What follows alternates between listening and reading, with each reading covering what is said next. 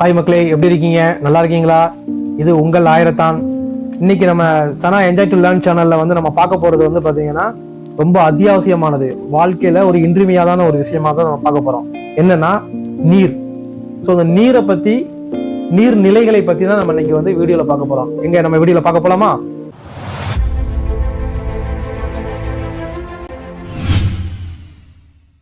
Okay.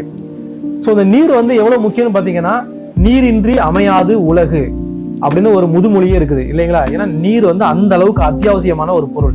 நம்மளுடைய வாழ்வியல்ல தண்ணீர் இல்லாம நம்மளால வாழ்வை வந்து நம்ம நகர்த்த முடியாது. அந்த அளவுக்கு ஒரு முக்கியத்துவமான ஒரு பொருளாகும். ஈவன் நம்ம இந்த பூமியே பாத்தீங்கன்னா அதிகபட்சமா 70% மேல இந்த நீர்னால் சூழப்பட்டதுதான் இந்த பூமியே. அந்த அளவுக்கு வந்து ஒரு நீருங்கிறது ஒரு முக்கியமான விஷயம்.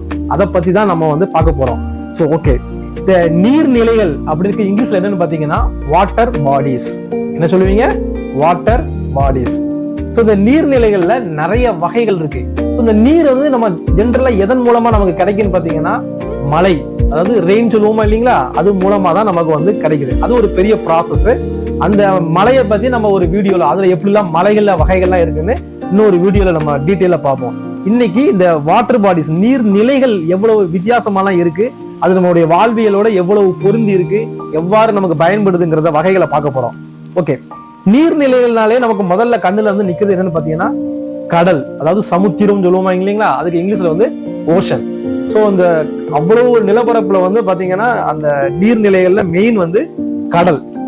அதனால அதிக பயம் நமக்கு வந்து இருக்குங்கிறத நம்ம பார்த்திருக்கோம். ஓகே, அடுத்து ரெண்டாவது என்னன்னு பாத்தீங்கன்னா ஏரி, அதாவது இங்கிலீஷ்ல என்ன சொல்லுவீங்கன்னா லேக். என்ன சொல்லுவீங்க? லேக். இத பொதுவா என்ன சொல்லுவாங்கன்னா ஒரு செயற்கையான அமைப்பு அப்படிங்கிற மாதிரி தான் மக்கள்கிட்ட வந்து ஒரு பேச்சு உண்டு.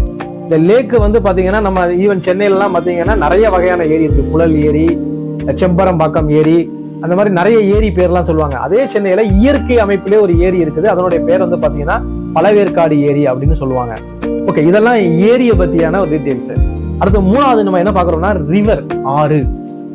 ஆறுங்கிறதுல நிறைய வகை இருக்கு இல்லைங்களா? வைகை ஆறு, தாமிரபரணி ஆறு, காவேரி ஆறுன்னு நிறைய வகையான ஆறுகள்லாம் இருக்குது. இந்த ஆறுகளே வந்து பாத்தீங்கன்னா வற்றாத ஆறு அப்படிலாம் சொல்லுவாங்க, வற்றாத ஜீவ நதி அப்படிலாம் சொல்லுவாங்க. அதுக்கு இங்கிலீஷ்ல என்னன்னு பாத்தீங்கன்னா பெரினியல் ரிவர். இப்ப தாமிரபரணி எல்லாம் பெரினியல் ரிவர் அப்படிம்பாங்க. சோ இதுவும் ஒரு நீர்நிலை ஆதாரமான ஒரு என்ன சொல்றது, ஒரு நீர்நிலை தான் அப்படிங்கிறாங்க. அடுத்து வந்து பாத்தீங்கன்னா முக்கியமா வந்து இந்த தென்மேற்கு பருவ காலத்துலலாம் வந்து பாத்தீங்கன்னா அருவிகள் வந்து ரொம்ப முக்கியமான சீசனா இருக்கும். அதுக்கு அருவிக்கு இங்கிலீஷ்ல என்னன்னு பாத்தீங்கன்னா வாட்டர் ஃபால்ஸ். என்ன சொல்லுவீங்க? Water falls. இதுவும் வந்து நம்ம உடம்புல குளிர்விக்கிறதுக்கெல்லாம் வந்து நம்ம குளிக்கிறதுக்குலாம் நம்ம அதிகமா பயன்படுத்தக்கூடிய ஒரு நீர்நிலைகளா இருக்கு. ஓகே, இதோட முடியுதா?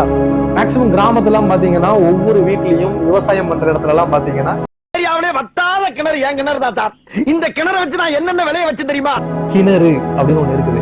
இதுக்கு இங்கிலீஷ் என்னன்னு பாத்தீங்கன்னா வெல். என்ன சொல்லுவீங்க? வெல். ஓகே, இதோட முடியுதா அப்படின்னு பாத்தீங்கன்னா சின்ன சின்ன குளம், குட்டைன்னு நம்ம வந்து கேள்விப்பட்டிருப்போம் இல்லைங்களா?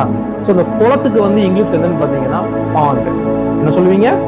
பாண்டு. குளத்துக்கு வந்து பாண்டு. குட்டை நீர் அப்படிம்பாங்க, குட்டை. அந்த குட்டை நீருக்கு இங்கிலீஷ் என்னன்னு பாத்தீங்கன்னா படில். என்ன சொல்லுவீங்க? படில். ஓகே, இதோட முடியுதா அப்படின்னு பாத்தீங்கன்னா பனிப்பாறை எல்லாம் நம்ம வந்து இருக்குது. அதெல்லாம் மெல்ட் ஆகி அந்த தண்ணீர்லாம் வந்து பாத்தீங்கன்னா நமக்கு வந்து உருகுச்சுன்னா அதுவுமே கடல் மரப்பை வந்து அந்த மட்டத்தை கூட்டும் அப்படிங்கிறாங்க. அந்த பனிப்பாறைக்கு வந்து என்னன்னு பாத்தீங்கன்னா கிளேசியர். என்ன சொல்வீங்க? கிளேசியர். ஓகே, அடுத்து நம்ம வந்து பார்க்க போறது வந்து என்ன பாத்தீங்கன்னா வெட்லேண்ட். அது என்ன வெட்லேண்ட்? சதுப்பு நிலம், சதுப்பு நில காடுகள் அப்படிலாம் நீங்க கேள்விப்பட்டிருப்பீங்க. ஸோ சதுப்பு நிலத்துல இதுலயும் வந்து நீர் வந்து இருக்கு. அதை இன்னொரு பேராவும் சொல்லுவாங்க வெட்லேண்டுக்கு பேரா marsh and swamp. Marsh and swamp இதுவும் ஒரு நீர்நிலையான ஒரு ஆதாரம். ஓகே, வேற என்னன்னு பாத்தீங்கன்னா வாய்க்கால் ஒண்ணு இருக்குது. அதாவது நம்ம வந்து இந்த கிராமத்து ஓரத்துல எல்லாம் பாத்தீங்கன்னா இந்த வயக்காடு ஓரத்துல எல்லாம் வாய்க்கால் எல்லாம் பாத்துருக்கீங்க. அதுக்கு என்ன பேருன்னு பாத்தீங்கன்னா ட்ரெயின், அப்படி இல்லைன்னா அக்வாடக்ட். என்ன சொல்லுவீங்க? அக்வாடக்ட் ஆர் ட்ரெயின் அப்படிம்பாங்க. அடுத்து இன்னொரு பாத்தீங்கன்னா இந்த டேம்ல இருந்து எல்லாம் தண்ணியை வந்து திறந்து விடும் போது பாத்தீங்கன்னா ஒரு மதகு மாதிரி இருக்கும், அது ஒரு கால்வாய் மாதிரி இருக்கும், அதுவும் ஒரு நீர்நிலையில வெளியேறும். ஸோ அதுக்கு வந்து இங்கிலீஷ் என்ன பாத்தீங்கன்னா கேனல். என்ன சொல்லுவீங்க? கேனல். அடுத்து ரொம்ப ஒரு முக்கியமான ஒரு இன்ட்ரெஸ்டிங் பாத்தீங்கன்னா சுனை நீர். இந்த மலைகளிலெல்லாம் பாத்தீங்கன்னா பெரிய பெரிய மலைகள், நம்ம பொதிய மலையிலலாம் நம்ம போனோம்னா அங்க வந்து இயற்கையாகவே நீர் ஊற்றுன்னு சொல்லுவோம். அந்த நீர் ஊற்று நமக்கு வந்து வெளியில கிடைச்சிருக்கும். அந்த சுனை நீருக்கு இங்கிலீஷ்ல என்ன பார்த்தீங்கன்னா ஃபவுண்டைன் இன் எ மவுண்டைன். என்ன சொல்றீங்க? ஃபவுண்டைன் இன் எ மவுண்டைன், சுனை நீர்.